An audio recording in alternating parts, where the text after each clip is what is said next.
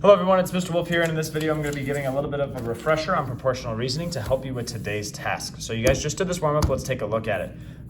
Let's see, by what factor do the following variables change for scenario B compared to A? Well, for G, it's 9.8, and well, we always know G is going to be 9.8 on Earth, so we're not going to put a 9.8 here though, because it doesn't change. The factor by which it changes 1. 9.8 times 1 is still 9.8. It's the same. So it's going to be the same thing for our mass. It stays the same, so we're going to put a factor of 1. Now for the height, all right, now remember, throw back to unit 1, delta x is our change in position, and so if my acorn's dropping, here's its change in position, which is also its height. So we could use these interchangeably for the height, and we notice that 3 to 6, that our height or our change in distance or position, our distance doubles, so a factor of 2. All right, for initial velocity, if you put a 1 here, all right, then you are, that makes sense based on what we've talked about thus far this year. However, all right, and you would put a 1, or you might put a 1 because, hey, it's 0 meters per second, 0 meters per second, that variable stays the same, but here's the difference. These are actual numbers, 9.8, 9.8, 0.01, 0.01. 0 is not a value, so it changes by a factor of 0. We essentially don't worry about it because it's not there, all right? So really important concept for our free fall unit. All right, so what I'd like you guys to do now is, and you can pause the video if you need to, head to page 37 of your packet, and I want to introduce a few things and start you on a few problems as well. All right. So here are the equations that we used from Unit 1. In proportional reasoning for Unit 4, we're going to use all the equations that we've used thus far. Even though it might seem overwhelming, there's some definite tricks that we could use to determine when are we going to use certain equations from certain units. All right. But let's go back to Unit 1. Remember, what does delta mean? And I just mentioned it before, but delta means, just delta by itself, means change in. So if I have delta x, that means that's my change in position. And if I have delta v, well, that means that's my change in velocity, right? Okay. So a few things that are helpful for proportional reasoning, all right, is, for instance, is it constant velocity or is it changing velocity? Right, here's my constant velocity equation. These are the same equation, just written differently. Same with these ones right here. And since these ones have acceleration in it, acceleration means changing velocity, so these are my changing velocity equations. So just knowing what type of motion we're gonna look at, all right? Am I given or want to know change in position or distance? This is just some helpful information of when you might use one equation or the other, all right? It's the same reason why we'd use any other equation in any other unit, but some helpful information here. And then plugging in zeros. This is important right here for free fall. Does the object start or end at rest? Well, we know from previous units that if it's at rest, that initial or could even be final velocity is 0 meters per second. Remember, from our warm-up, if we were doing a factor of change, all right, we wouldn't put a 1, all right, if it stays the same at 0 meters per second, 0 meters per second, we would put a 0 because it's not an actual value, all right? So other helpful information with zeros right here. Anything multiplied by a 0 is 0, all right? Then just like with any proportional reasoning, we identify the factors of change, all right? Now some helpful information is that acceleration, all right, if we're a free fall, all right, acceleration at 9.8 newtons per kilogram, which is the gravitational field strength. It's also the acceleration due to gravity, and free fall is always going to be that 9.8 meters per second squared. And if that stays the same, then our factor of change is going to be a 1, right? Going back to the warm-up. All right, and then once we have our equation, we plug in our factors, we solve, and then we can apply our factor of change. So we know this. Let's look at an example. All right, so here's going to be a warm-up. All right. Once I give the directions, I want you to pause the video and try it out. All right. So a t-shirt, well, you could read the problem, but this is all I want you to do for this warm-up. All right. Is I want you to draw the LOL, write your equation out that you're going to use, and then just make a table of actual numbers and factors. And I'll say that you'll know your velocity is an actual number, all right? Notice what it's looking for. So one of these things is gonna be a question mark, and then I'm gonna tell you just the other variables that you're gonna need to know the factors for, all right? These are them right here. So I will say that you will be able to know the factors for all of these.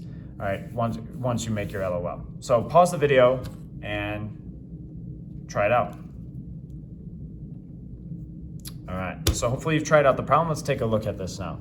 So t-shirt at a Sox game shoots from ground level. So that means no potential energy because height equals 0, but it definitely has some velocity because it's right after the launch. So I'm gonna give it some K, all right? And then it's at its highest point. So that means I have no K because my velocity is 0 at the highest point, and there's no work, no friction or air resistance. So all that energy, 4 blocks, gets transferred into potential energy right here. So that's my equation. K, 0, is equal to UG. K equals UG. Now, if I want to write this out, it's 1/2 mv squared, all right, is equal to mgh. So this is the problem. This is the equation I'm going to use for this problem. All right. Now, in terms of my actual numbers and factors, actual number right here, there's a unit. So I know that this is an actual number initially. All right, the cannon's going at 19 meters per second. All right. Now the problem asks, by what factor does the velocity change? So I know that I'm looking for velocity. I'm not going to be able to figure it out in this problem. All right.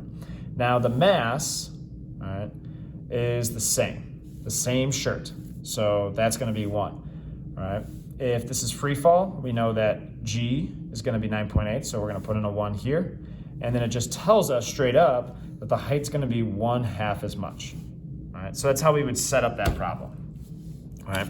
Now, one other thing I'm going to do is go over one more problem. All right. I'm going to try to find one that it's not bleeding over here like that. Luckily, I have an extra packet. All right.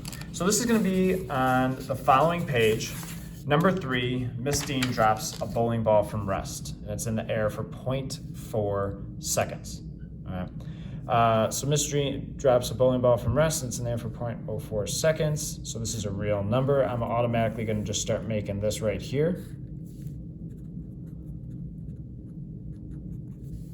And then factor. All right. And ball from rest, and it falls 3.4 times more the distance. Okay.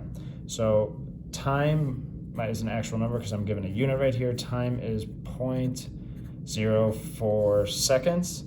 And what might help in terms of determining my factors right here is knowing what equation I'm going to use. So I could always go back to this page right here and say, like, okay, what equations can I use? All right. We could split this up. Here's unit 1, unit 2, or unit 3. It's either going to be a 1, 2, or 3 problem. Now here's for unit 3. That's energy. There's always going to be LOLs. So I know automatically this problem doesn't have LOLs in it, so that narrows it down right here. All right. If I look back at this problem, it has the variable time. I'm looking for distance. So based on those variables, right, second unit really doesn't have time or distance or any of those things. I'm going to a unit 1 problem. All right. So let's see what else. It's dropped from rest, so I know initial velocity is 0 meters per second. All right. If it's being dropped, that means it's falling towards the ground. I know that it's accelerating. So in terms of the equations I'm going to use, all right, it's going to be one of these two right here. All right. Now I'm looking for time. All right. I know my acceleration due to gravity is 9.8. All right. And let's see, do I know my initial velocity? All right, I guess I know my initial velocity, it's from rest, but I don't know my final velocity. So this equation's doesn't seem like it's gonna work out, all right? So the other thing to notice is that it talks about distance. So this is the only equation that has distance in it. Now, another thing that can be helpful is these bottom equations. You're only going to use these ones for proportional reasoning, all right? Because again, when you're adding too many things up, it's going to make it difficult to do proportional reasoning. So here I have distance, all right? So it looks like this is the equation I'm going to use, especially since I'm solving for time. So I'm going to use that equation. So let's see here. Delta x is equal to 1/2 at squared plus initial velocity times time. Which means if I'm looking for time, I need to know all these other variables. I need to know delta x, I need to know acceleration, I need to know initial velocity, and And I think that's it, okay? So from this problem, it tells me that the distance is 3.4 times as much, and so that's my change in position right here. So 3.14 times as much, all right? But it doesn't say anything about acceleration or initial velocity. But I know that it's dropped from rest, so that's 0 meters per second, all right? In both cases, you have Miss Dean dropping something from rest, Miss Ruta dropping something from rest, so in both situations, it's the same, 0 meters per second, 0 meters per second. But remember, back to our warm-up, if my initial velocity is 0 both times, I don't put a 1, I'm gonna put in a 0. All right, and then for acceleration, all right, we know that's always gonna be 9.8.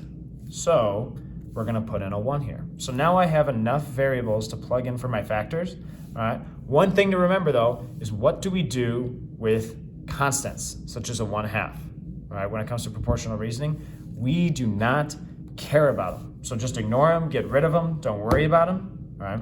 Now, one other thing is you might remember I said you cannot do proportional reasoning if we're adding, and this equation adds.